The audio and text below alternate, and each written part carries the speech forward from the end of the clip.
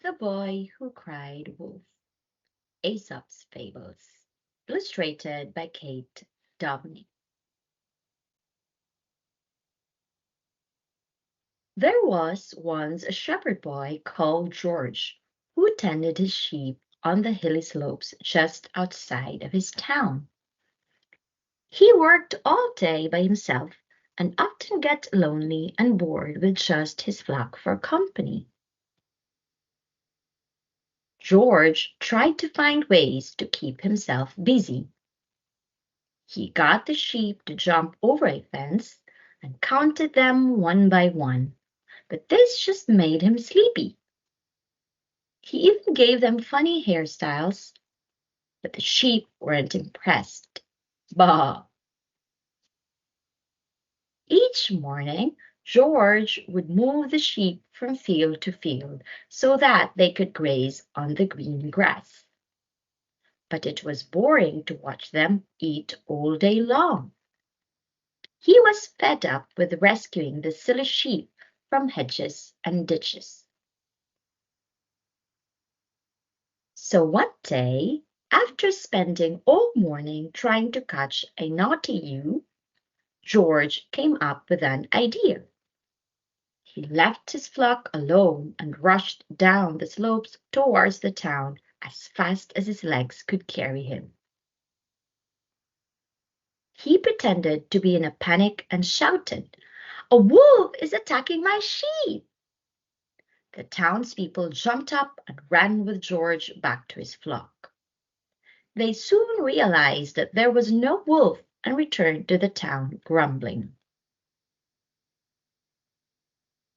George went back to his duties for the next few days, but the weather was cold and wet.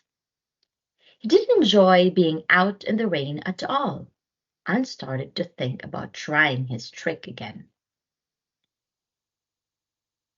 So the next morning, he ran to the town again, shouting, "Wolf! Wolf! There really is a wolf this time!"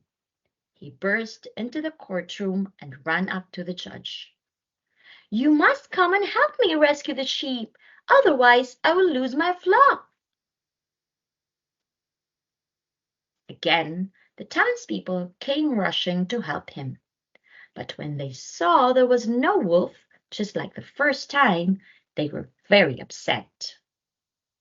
Soon after they left, George noticed something moving in the trees. He thought it was his eyes playing tricks on him, but then he saw a furry body, bright eyes, and sharp teeth. The wolf came rushing towards the sheep. They ran away as fast as they could. Grrr! George waved his arms and shouted at the wolf to leave, but it was no good. So he turned and ran, crying, "Wolf!" in earnest this time. He rushed into the town calling for help, but no one would listen. He ran to the butcher, who shook his head and said, "You've lied one too many times." Then he ran to the baker, but the baker shook his head and sent him away. Eventually, George gave up and hurried back to his flock. Some of the sheep were missing, and the rest had scattered far and wide. The wolf was fast asleep, looking fatter than before. George shouted at the wolf to wake him and chased him away at last. It took George all day and all night to gather the rest of his flock. George had learned that a liar will not be believed even when he speaks the truth.